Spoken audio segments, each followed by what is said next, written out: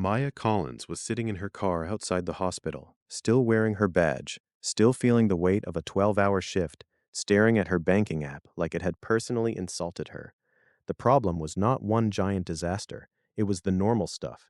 $8,000 on a credit card at 22%, $14,000 left on a car loan at 6.5%, $24,000 in student loans at 5.5%, $46,000 total. And every month, before she bought groceries, before she filled the gas tank, before she even thought about saving, $780 had already been claimed by lenders. Maya was 31. She worked as a hospital billing coordinator. She was not reckless. She was not out buying designer bags or booking luxury vacations on borrowed money. She paid on time. She had stopped using the card. Her credit score was slowly recovering. No collections, no late fees, no dramatic financial collapse. On paper, Maya looked responsible, and in a way, she was. A few miles away, Jordan Ellis was sitting at his kitchen table with a laptop open and a spreadsheet that made him feel, for the first time in months, like he had control. Jordan was also 31. He worked in IT support. And his debt looked almost exactly like Maya's. Same $46,000 owed, same $780 of monthly pressure, but Jordan believed he had found the smarter move. He took the credit card balance, the ugly 22% part, and consolidated it into a lower-rate personal loan, fewer due dates, a cleaner dashboard, less interest bleeding out every month. Then he decided he would attack the debt with every extra dollar he could find. Jordan looked at Maya's plan and thought, she's just surviving. Maya looked at Jordan's plan and thought, I don't want to move debt around and pretend I fixed it. And the strange part is, both of them had a point. Maya's decision looks smart because she is doing exactly what the financial system rewards. Stay current, protect your credit, avoid panic, don't miss payments, don't make the problem worse. Most people looking from the outside would say Maya is handling her debt like an adult. She is keeping her life stable while working a normal job with normal expenses. She has a car payment because she needs to get to work. She has student loans because she tried to build a better future. She has credit card debt because life got expensive before her income caught up. There is nothing mysterious about Maya's situation. That is what makes it dangerous. Jordan's decision also looks smart because 22% credit card interest is not normal friction. It is a financial fire. A lower rate consolidation loan can reduce the interest drag. It can simplify the payoff plan. It can make more of each monthly payment hit principal instead of evaporating into interest. Jordan is not just accepting the debt as a permanent feature of his life. He is trying to change the math. But this is where the trap begins to show itself. Maya's hidden problem is that minimum payments can turn responsibility into a prison. They keep her in good standing with the bank, but they also keep her best future dollars tied to old purchases, old emergencies, and old balances. That $780 leaves her account every month, and because it leaves so predictably, it starts to feel like a utility bill, rent, electricity, car insurance, debt payment, just life. But debt is not supposed to become part of the furniture. If Maya lets the minimum payment schedule control the timeline, she could spend roughly 12 years getting completely debt-free. 12 years of payments, 12 years of interest, 12 years where $780 a month cannot buy shares of index funds, cannot build an emergency fund, cannot go into a Roth IRA, cannot create options. Jordan's hidden problem is different. Consolidation is not transformation. It can improve the structure of the debt, but it does not automatically change the behavior that created the debt. If the old credit card gets paid off and then slowly fills up again, the consolidation loan does not solve the problem, it duplicates it. Now Jordan has the new loan and the old card coming back to life. The spreadsheet still looks clean for a while, the dashboard still feels organized, but the household balance sheet is quietly getting worse. That is the danger of a cleaner financial picture. Sometimes it makes the problem feel solved before the habit is fixed. Professor Wealth ran the numbers, and the most important number is not the interest rate or the balance or even the payoff date. It is the $780, because $780 per month invested for 25 years at an assumed 8% average annual return grows to roughly $740,000. Not guaranteed, not smooth, not every year, but as a long-term assumption using broad stock market returns, the point is hard to ignore. The same number Maya sees as a burden could eventually become an asset machine. The same payment that keeps Maya up at night could become the monthly transfer that buys pieces of productive companies for decades. That is the paradox. The person who feels broke while paying off debt may already have the exact cash flow needed to build wealth. They just have it pointed in the wrong direction. Right now, Maya's $780 is protecting the past. It is keeping old balances from getting worse. It is keeping lenders satisfied. It is preserving her credit score. But later, that same $780 could be buying assets. The number does not have to change. The direction does. Maya Collins is not failing in the obvious way. She is not missing payments. She is not ignoring statements. She is not opening new store cards at the checkout counter because a cashier offered her 10% off. She is doing the part that looks responsible. 31 years old, hospital billing coordinator, ordinary W-2 income, $46,000 of debt, $8,000 on a credit card at 22%, $14,000 left on a car loan at 6.5%, $24,000 in student loans at 5.5%. The required payments add up to $780 a month, and every month, Maya pays them. That is the trap. Professor Wealth ran the numbers using realistic amortization assumptions, and if Maya mostly follows minimum payment logic, her balances can take roughly 12 years to fully disappear. Not because she is careless, because the structure is designed to keep the account current before it makes her free. Over those 12 years, Maya may send lenders around $112,000 on an original $46,000 debt load. That means roughly $66,000 disappears into interest and financing costs. The painful part is not only the interest, the painful part is the lost decade. Because in Maya's mind, the $780 has become a utility bill, like rent, like groceries, like electricity, like car insurance. It is not strategic anymore. It is just life. She is not thinking, I am choosing to send $780 to lenders. She is thinking, this is what adulthood costs.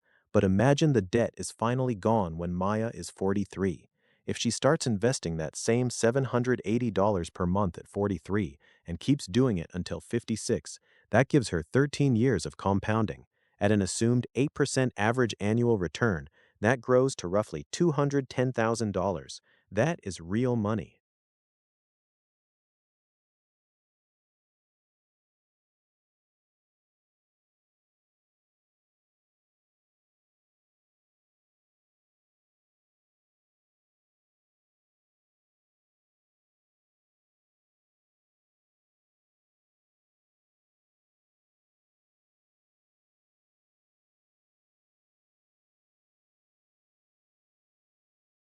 But it is also the number that reveals what the delay cost her. Now keep Maya's exact same starting line, same $46,000 of debt, same interest rates, same $780 required payment. But this time, she does not let the minimum payment schedule control her life. She finds an extra $420 a month, not because she suddenly becomes rich, because she pauses the phone upgrade. She drops unused subscriptions. She stops overpaying for convenience. She uses one annual tax refund instead of spreading it across small purchases. She gets her total debt attack to $1,200 a month. Then she uses the avalanche method, the 22% credit card first, then the 6.5% car loan, then the 5.5% student loans. Emotionally, the avalanche can feel slow at first because only one balance is getting hit hard while the others are still sitting there. But mathematically, every dollar sent to the 22% card is like stopping a guaranteed 22% leak. You do not need the stock market to cooperate. You do not need a good year. You do not need luck. You just stop the interest from compounding against you. With that $1,200 monthly attack, Maya can be debt-free in roughly 3.5 years. Her total interest might fall to around $6,000 to $7,000, depending on the exact loan terms. Then, and this is the part most people miss, she keeps the old $780 alive. She does not celebrate by creating a new $780 lifestyle. She redirects the same monthly payment into investing for the remaining 21.5 years of the 25-year window. At an assumed 8% average annual return, $780 per month for 21.5 years grows to roughly $511,000. Compare that with the minimum payment path at roughly $205,000. That is a difference of about $306,000. Same person, same starting debt, same original $780. The difference is not income, the difference is sequence. Now look at Jordan Ellis. Jordan starts in almost the same place, 31 years old, same $46,000 debt load, same $780 monthly pressure, but Jordan makes a move that looks smarter immediately. He consolidates the $8,000 credit card balance. Instead of carrying 22% credit card interest, assume he qualifies for a 9% personal loan with a 3% origination fee. On $8,000, that fee is $240. Even after the fee, the spread is obvious. Replacing 22% debt with 9% debt reduces the interest rate by 13 percentage points. That is not a small improvement. If Jordan also attacks the full debt stack with around $1,500 a month, he may clear everything in about 3 years. Then he redirects the old $780 payment into a low-cost S&P 500 index fund for the remaining 22 years. At 8%, that grows to roughly $537,000. That is about $26,000 more than Maya's avalanche path starting after 3.5 years, and about $332,000 more than the minimum payment path. So Jordan's strategy can work, but only if the behavior changes with the structure, because consolidation does not erase debt, it moves debt. And if Jordan's old credit card stays open and slowly climbs back to even $5,000 at 22%, he has not optimized anything. He has duplicated the problem. That new $5,000 balance can cost around $1,100 in interest in just 1 year if it sits there. And worse, it absorbs the cash flow that was supposed to become investment fuel. This is why the real asset machine is not the consolidation loan. It is not even the debt payoff. The real machine is what happens to the payment after the debt is gone. Run the same moment 3 ways. Maya pays minimums for 12 years. The debt finally disappears. Then she spends the freed $780 on lifestyle upgrades. Final investment balance from that payment stream, zero. Her stress falls, but her wealth does not rise. Second version, Maya pays minimums for 12 years, then invests the $780 for the remaining 13 years. Final balance, roughly $205,000. Third version, Jordan clears the debt in about 3 years, then invests the $780 for 22 years. Final balance, roughly $537,000. And if Jordan keeps the full $1,500 payoff intensity alive after the debt is gone, that same 22-year window can approach roughly $1.03 million before taxes and market variation. That is the paradox. The household already learned to live without the money. The sacrifice already happened. The question is whether the sacrifice gets retired or reassigned. Now, the order matters because not all rates are equal. A 22% credit card balance is paid with after-tax dollars, and it compounds against the borrower. If Maya is in a combined federal and state marginal tax bracket around 24%, she may need to earn about $1.32 before tax to have $1 available to send to the card. Paying down a 22% credit card is economically similar to earning a risk-free 22% after-tax return because every dollar of principal removed stops future interest. That is incredibly hard for any investment to beat. A low-cost S&P 500 index fund might be modeled at 8% average annual returns over long periods, but that return is not guaranteed year to year. Against a 22% credit card, the spread is negative. Investing at an expected 8% while carrying debt at 22% means the household is trying to build wealth while a 14-point leak is draining the bucket. With the car loan at 6.5% and the student loans at 5.5%, the decision becomes more nuanced, especially if there is an employer 401k match. A dollar that earns an immediate 50% or 100% match may deserve attention even while lower rate debt exists. But the high-rate credit card is different. That is not normal debt. That is an asset destroyer sitting inside the household balance sheet. Fees matter too once the money finally moves into investments. If Jordan invests $780 per month for 22 years at an 8% gross return in a fund charging 0.03%, the fee drag is tiny. But if he uses a high-fee product charging 1% annually, the ending balance may be much lower. At an 8% annual return, the ending value is roughly $538,000. At a 7% net annual return after higher fees, it is closer to $474,000. That one percentage point can cost around $64,000, which is more than Maya's original total debt load, so the practical system comes directly from the math. First, freeze new credit card spending, because payoff does not help if the freed credit limit becomes fresh borrowing capacity. Second, keep a small emergency buffer, maybe $1,000 to 1 month of expenses, so the first flat tire does not go back onto a 22% card. Third, attack by interest rate while making every required minimum. The credit card first, then the car loan, then the student loans.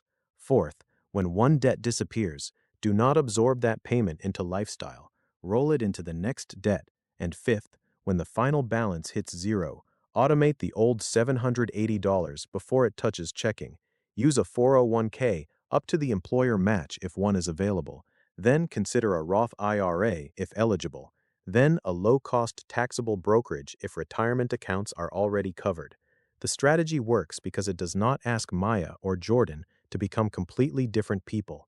It uses the cash flow habit they already built under pressure. Before, $780 left the account to protect the past. Afterward, $780 leaves the account to purchase the future. At $780 a month, the household is investing $9,360 a year over 25 years at an assumed 8%. If started immediately, that payment stream can grow to roughly $740,000. Not because $780 is magic, not because 8% is guaranteed, because time, automation, low fees, and asset ownership change the direction of the same dollar. Maya Collins is back in her car outside the hospital, looking at the same banking app after another long shift. The number is still $780, but now it means something different. At the beginning, $780 was proof that she was trapped. It left her account every month to keep old purchases, old emergencies, and old balances from getting worse. It protected her credit score. It kept the lenders calm. It helped her look responsible, but it did not build anything for Maya. Once the debt is gone, that same $780 can move in the opposite direction. If Maya sends it into a low-cost S&P 500 index fund every month for 25 years at an assumed 8% average annual return, it can grow to roughly $740,000. The number did not become powerful because Maya suddenly became rich. It became powerful because the direction changed. Jordan Ellis was not wrong either. Lowering a 22% credit card balance into a 9% consolidation loan was a smart tool. It reduced the leak. It cleaned up the dashboard. It gave him a faster path. But the loan paperwork was not the transformation. If Jordan used the old credit card again, consolidation turned one problem into two. But if the card stayed empty and he kept attacking the debt, he could clear everything in about 2.5 years and start investing years before Maya's minimum payment path. His future was not created by the lower rate. It was created by refusing to retire the payment, and that is the part both of them missed. Maya thought $780 was a burden. Jordan thought a lower payment was progress, but the real mechanism was cash flow. Their households had already learned to live without that money. The only question was whether the payment disappeared when the debt disappeared, or whether it got reassigned to assets. So before the last debt payment is made, decide where the payment goes next. Freeze new credit card spending, keep a small emergency buffer, attack the highest rate debt first, and when the final balance hits zero, automate the old payment into a Roth IRA, a 401k, or a low-cost brokerage account before lifestyle drift absorbs it. If this video helped you see something you did not know was there, subscribe to Smart Money and hit the notification bell. We break down the hidden math behind the financial decisions you face every day. Debt freedom is not the finish line. It is the moment the same monthly payment stops repairing the past and starts purchasing the future.